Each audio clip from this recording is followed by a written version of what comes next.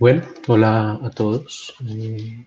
El día de hoy vamos a hablar de cómo realizar la descomposición de un vector en sus componentes vertical y horizontal. Digamos que esto es un caso típico de los ejercicios de física cuando hablamos de movimiento parabólico, que sabemos que es un movimiento combinado. Fundamentalmente, para este tipo de ejercicios siempre se trabaja con un sistema de coordenadas donde tenemos un plano cartesiano como sistema de referencia, tenemos el eje X y el eje Y, en este tipo de ejercicios por lo general siempre se nos da o se nos informa, por ejemplo, del lanzamiento de una pelota, de una piedra o de una bala de cañón, en este caso con una velocidad de 50 metros por segundo. Estamos hablando de un vector. Y dicen que ese lanzamiento tiene un ángulo con respecto a la horizontal de 30 grados. Entonces, en este orden de ideas, pues ya podemos evidenciar completamente un vector, debido a que los vectores son elementos que tienen magnitud y dirección, y ahí tenemos los dos elementos que lo definen. Eh, para realizar la descomposición, pues solo basta con realizar su proyección sobre cada uno de los ejes, de modo que podemos identificar la componente horizontal, que podríamos llamarla como la componente de la velocidad en X, y una componente vertical, que puede ser la componente de la velocidad en Y. Por el método del paralelogramo, esta componente la podemos trasladar hasta acá, y pues lo que vamos a tener entonces aquí es en esencia un triángulo rectángulo. Si tomamos como referencia ese triángulo rectángulo, pues vamos a poder, con la ayuda del teorema de Pitágoras, hallar el valor de los catetos que definen este triángulo en función del ángulo. Tendríamos por este lado, si este ángulo lo llamamos θ, sabemos que el cateto opuesto al ángulo sería este, el que está aquí debajo sería el cateto adyacente, y este más largo sería la hipotenusa.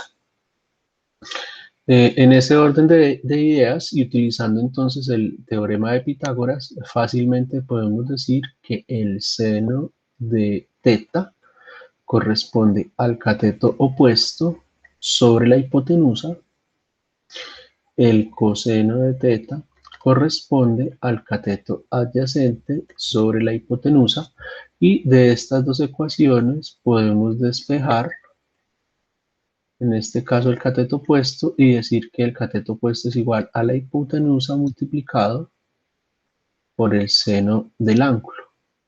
De igual forma, el cateto adyacente es igual a la hipotenusa por el coseno del ángulo.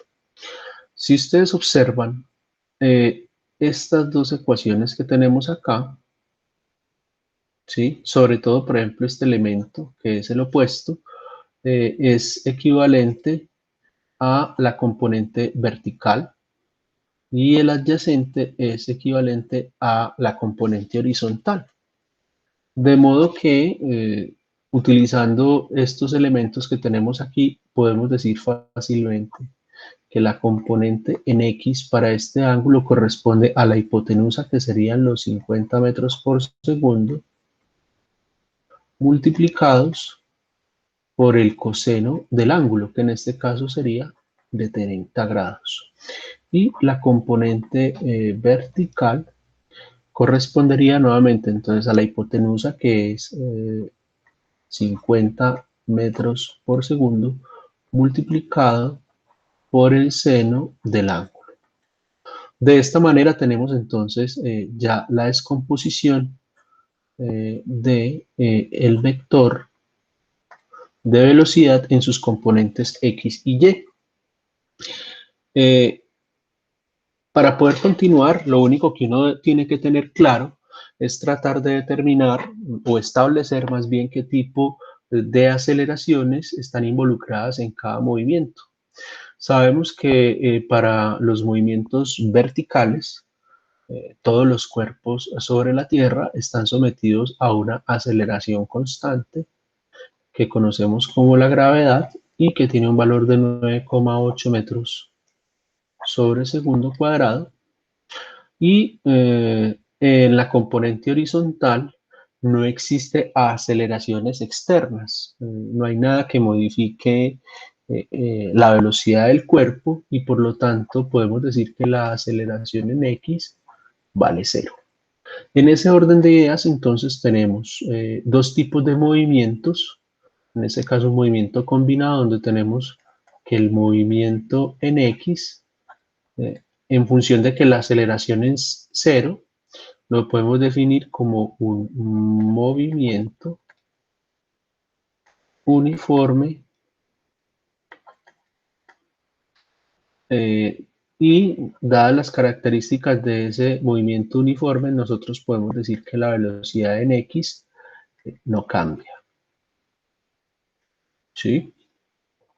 Mientras tanto, tenemos otro tipo de movimiento en Y que está sometido a la aceleración de la gravedad y diríamos entonces que en este caso estamos hablando de un movimiento uniformemente asado. Por lo tanto, la aceleración en este movimiento es equivalente a la gravedad y es 9,8 metros sobre segundo cuadrado y la velocidad en Y cambia en función de la gravedad. No es constante. Y con eso ya podemos aplicar las ecuaciones que corresponden a cada tipo de movimiento para resolver nuestros ejercicios. Espero que esta información sea de utilidad para ustedes y les deseo un feliz día.